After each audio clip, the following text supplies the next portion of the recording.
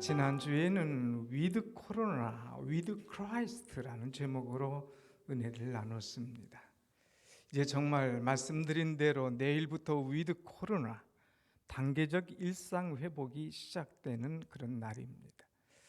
단계적 일상 회복이 시작되고 코로나가 정리가 되면 가장 하고 싶은 것이 무엇이냐 이렇게 물으면 대부분 사람들이 똑같은 대답이 있다고 합니다. 그게 뭘까요? 여행 가고 싶다. 여행 가고 싶다. 비행기 타고 싶다. 한번 슝 날아가서 좀 가슴을 뻥 뚫고 좀 힘을 얻고 싶다. 쉬고 싶다 하는 그런 이야기를 합니다. 여러분도 그렇습니까? 별론가 봐요, 대답이. 자, 오늘 저는 이제 오래전에 11월에 여행한 나라가 하나 있어서 잠시 좀 소개를 드리고 싶습니다. 11월에 동유럽을 갔는데 너무 아름다워요. 그 가운데 오스트리아를 갔는데 곳곳마다 아름답고 참 다시 가고 싶은 그런 도시입니다. 근데 이 오스트리아 가운데 잘츠부르크라고 하는 그런 지역이 있는데 여기에 가니까 모든 도시가 한 사람의 이름으로 다 정리가 돼요. 누굴까? 모차르트. 그래서 이 도시는 모차르트에 의한, 모차르트를 위한 도시, 모차르트를 위한 도시가 되었다고 하는 거예요. 그래서 모차르트 한 사람이 태어나서 거기서 35년 살다가 이제 일찍 요절하고 죽습니다. 궁중음악가의 아들로 태어났지만 음악의 신동, 음악의 귀재가 일찍 참 큰 영향을 나타내고 죽게 되죠. 그런데 그가 죽은 지 그렇게 오래됐음에도 불구하고 이 도시는 완전히 모차르트의 도시예요. 제가 한번 가서 찍은 사진들 한번 보여주면 저 도시에 이제 우리나라의 명동거리처럼 잘츠부르크 중심가에 메르케트라이데 거리가 있는데 저 거리를 쭉 다니면 얼마나 참 좋은지 몰라요. 근데 저 거리에 하나 있는 것이 있어요. 그것이 뭐냐? 모차르트가 살았던 집입니다. 이 모차르트가 살았던 집, 또 그가 그 안에 보면 참 연주하고 또 작곡하고 했던 그런 것들이 있는데 유명한 것은 모든 것들이 이 모차르트에 이름 갖다만 붙이면 돼요. 모차르트 양복, 모차르트 자전거, 모차르트 이제 요거트, 심지어는 모차르트 저 기타, 모차르트 자전거, 모든 것이 모차르트 이름 다 붙이면 될 정도로 이렇게 엄청난 영향력이 있는 사람이 되었습니다.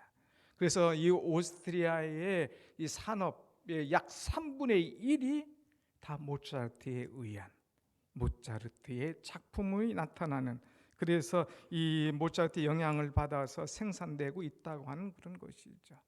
자, 내려주시고요. 자, 이렇게 모차르트가 영향력을 나타내는 그런 사람이 되고 35년을 살다가 끝났음에도 불구하고 어떤 신문에 보니까 모차르트, 그는 죽은 지 250년이 지났지만은 모차르트는 뽕을 뽑고 또 뽑았다. 뽕을 뽑고 또 뽑았다 할 정도로 그 때문에 막 도시가 엄청난 부자가 되고 그 때문에 이 산업이 그냥 발전되는 그런 일들이 일어났다고 하는 것이죠. 한 사람, 모차르트 한 사람 때문에 도시가 다 그렇게 번영하고 부자가 된 거예요. 자, 오늘 왜 이런 말씀을 하느냐? 이 한 사람의 영향력이 얼마나 크냐 하는 것입니다. 여러분, 오늘이 무슨 날인지 아십니까? 10월 31일. 오늘은 이제 마틴 루터가 종교개혁을 한 날입니다. 1517년 10월 31일에 종교개혁을 했기 때문에 오늘이 딱 504주년 되는 날이에요. 이 마틴 루터라는 사람은 이제 그 로마의 교황청에 소속되어 있으면서 또 독일의 한 수도성이었던 사람이었는데 로마 교황청의 이 모든 것들이 이제 참 문제가 있다 이거예요. 그래서 교회 개혁을 위해서 그가 도전하고 또 사람들을 일으키고 그래서 이제 프로테스탄트 오늘 우리 새 교회를 일으켰다고 하는 것입니다. 그는 이제 성경을 공부하고 성경을 연구하고 보니까 지금까지 로마 교회가 주장해 왔던 그런 것들이 교리에 맞지 않고 말씀에 맞지 않는 거예요. 하나님께서 말씀하시길 해야 되는데 여기는 하나님의 말씀을 쑥 빼고 교황님께서 말씀하시길, 하나님보다 교황이 올라가 있는 거예요. 그러니까 이건 아니다 이거예요. 오직 믿음으로 말미암아 구원함을 얻어야 하는 것인데 이들은 믿음보다도 행위를 더 강조하는 거예요.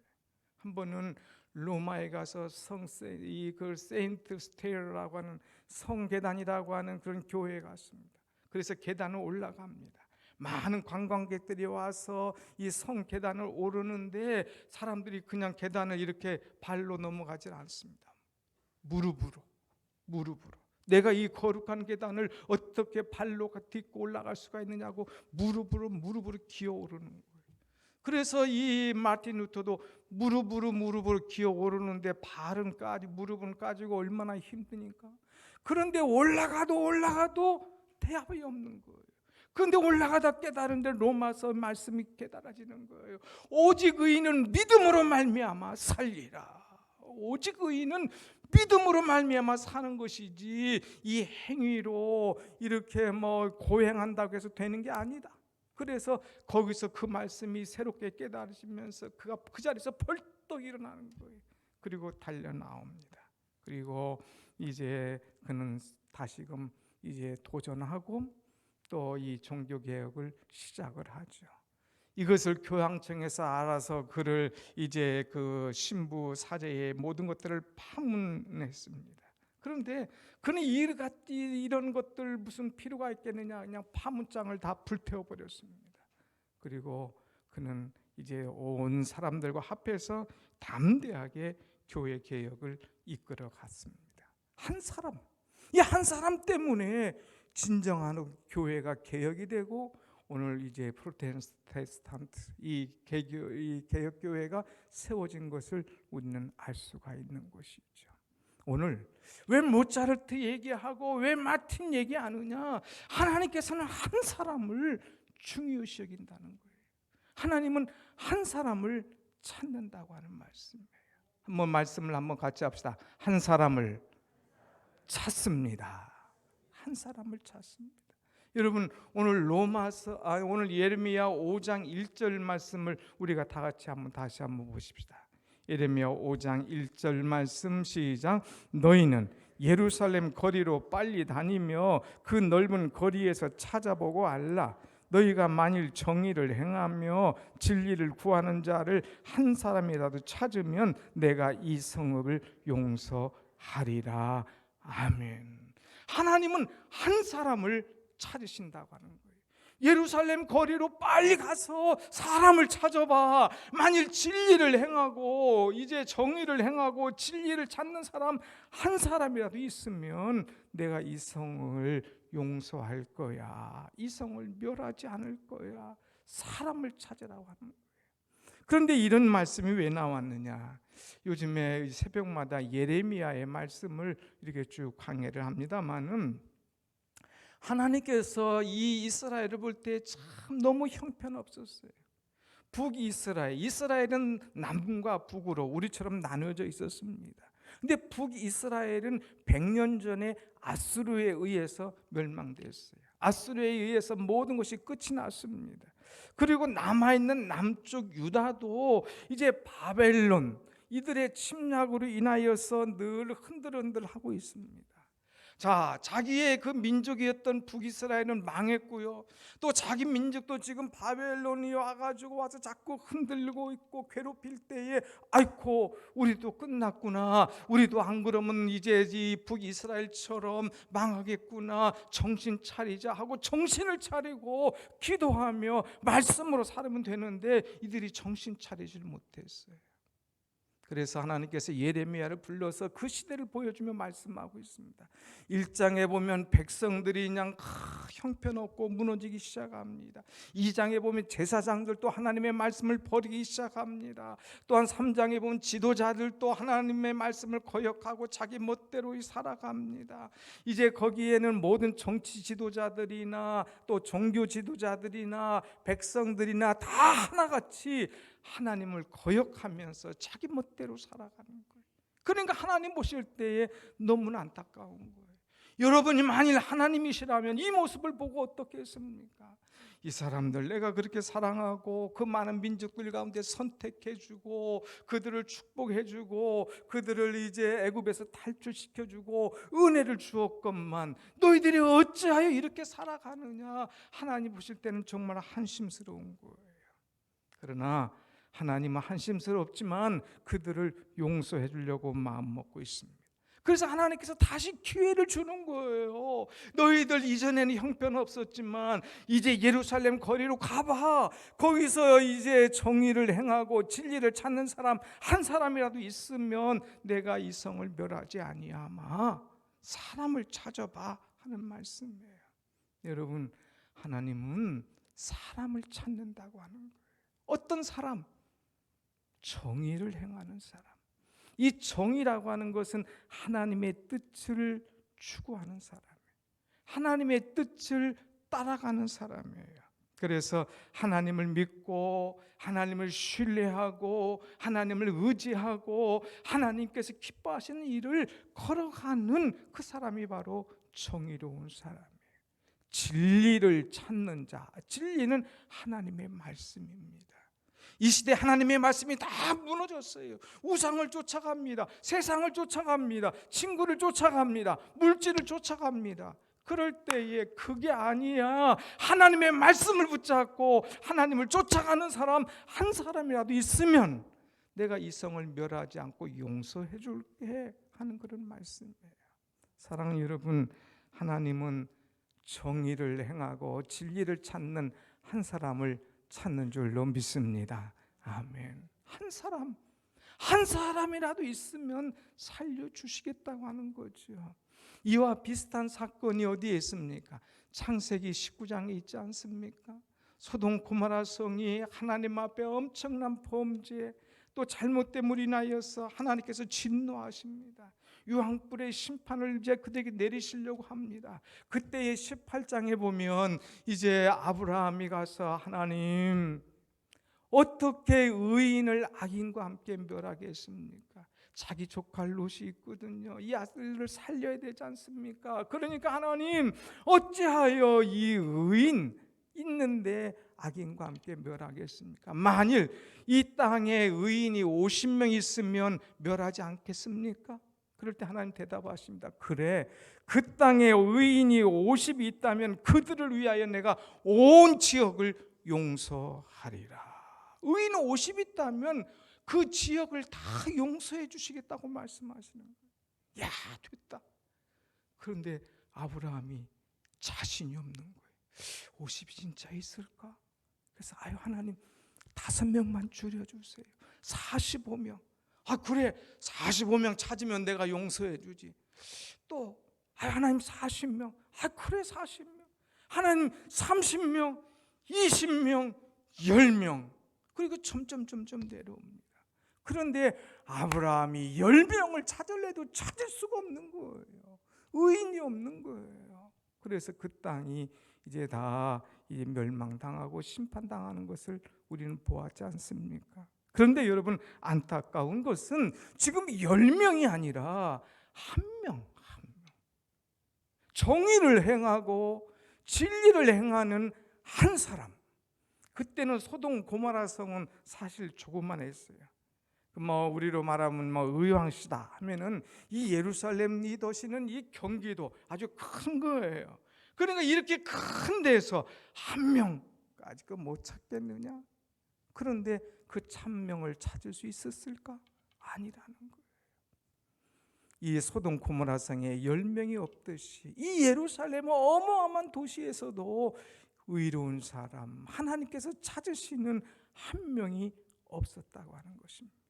그래서 예레미야가 나가서 찾아보는 거예요. 아무리 찾아도 안 보입니다. 3절에 가서 보니까 그들의 얼굴이 바위보다 더 굳어지는 거예요. 하나님의 말씀을 받아도 얼굴이 막 철판처럼 두꺼워져서 말씀을 받지 않는 거예요. 5절에 가서 보니까 오히려 알면서도 외면하는 거예요. 그거 내가 꼭 지켜야 되느냐, 나 가서 편하게 예배하면 되는데 뭐 이렇게 요구가 많으냐, 알면서도 일치 안 하는 그런 사람들, 오만하고 무례한 사람들이 많았어요. 그래서 결국은 하나님께서 7절에 가서 뭐라고 말씀하시냐, 내가 어찌 너를 용서하겠느냐, 내가 어찌 너를 용서하겠느냐. 너희가 배부른다고 나를 모른다 하고, 너희가 살만하다고 나를 잊어버리는 너희들을 내가 어떻게 용서하겠느냐. 하나님이 찾으시는 한 사람이 없어서 그 성을 용서하지 못할 것이라는 말씀이에요. 여러분, 오늘 이 말씀을 우리가 쭉 끌어다가 한번 우리에다 대입을 해봅시다. 우리 가정에 한 사람 하나님께서 찾으시는 그 사람이 있느냐 이거. 우리 교회에 하나님이 찾으시는 그 사람이 있느냐 이거예요. 우리 직장에 하나님이 찾으시는 그 사람, 우리 학교에, 우리 나라에 하나님이 찾으시는 그 한 사람이 있느냐 이거예요. 이 한 사람만 바로 되면 나라가 살고, 한 사람만 바로 되면 직장이 교회가 되는데 이 한 사람이 어디 있느냐 하는 거예요. 한 사람. 하나님은 대표성의 원리를 말씀하고 있습니다. 한 사람 때문에 이제 뭐 달라질 게 뭐가 있느냐 말씀할지 모르지만 그 한 사람 때문에 전체가 살고 한 사람 때문에 전체가 죽는다고 하는 거예요. 사무엘하 24장 말씀 보면 이제 다윗이 교만해졌습니다. 이제 먹고 살만하고 뭐 천하통일하고 그렇게 괜찮으니까 인구조사를 한 거예요. 인구조사.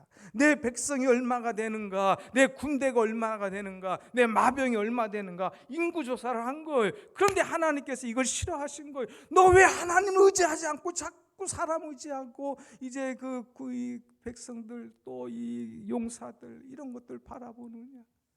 그래서 하나님께서 그를 치십니다. 어떻게 치시느냐, 7만 명이 그 때문에 백성들이 죽어나가는 거예요. 7만 명. 한 사람의 잘못으로 인해서 그냥 아무 잘못 없는 백성들이 죽어가는 거예요.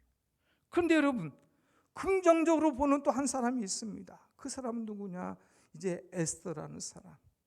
하만이 이제 계획으로 인하여서 유다 민족이 다 죽을 뻔했어요.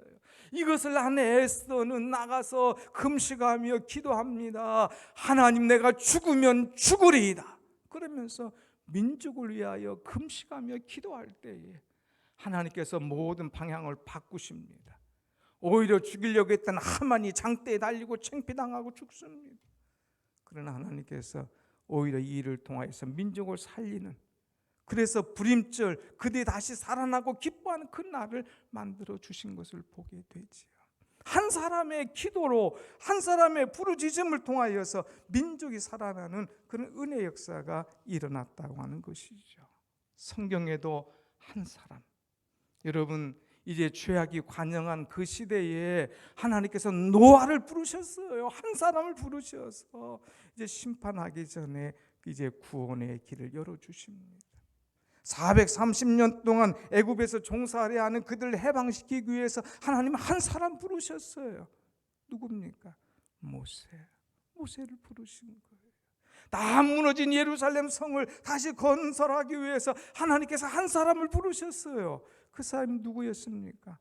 느헤미 아니었습니까? 한 사람. 여러분, 이 한 사람이 얼마나 중요한지.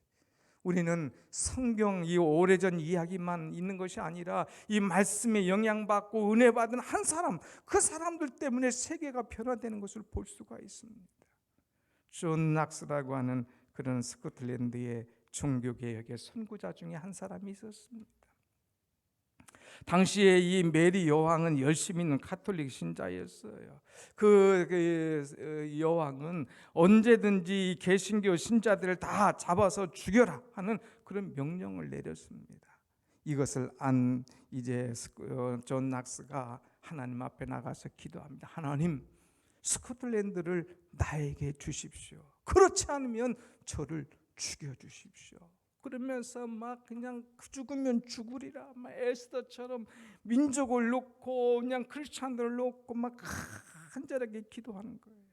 근데 얼마 있지 않아서 그렇게 기독교인을 죽이려고 했던 이 메리 여왕이 중병으로 죽어갑니다. 그런데 그가 죽기 전에 유명한 말을 남겼습니다. 한 사람인 존 낙스의 기도가 나에게 있는 이제 100만 대군보다도 무섭다 하는 얘기를 했다는 거예요.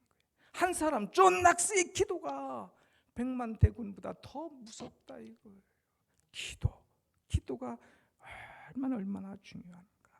오늘 여러분의 기도로 여러분의 가정을 살리고 우리 교회를 살리고 나라를 살리는 한 사람이 되시기를 간절히 축원합니다. 아멘. 이 한 사람뿐만 아니에요. 또 있습니다. 이제 프랑스의 한 귀족이 이제 영국에 여행을 갔어요. 가는 도중에 여행하다가 목이 마릅니다.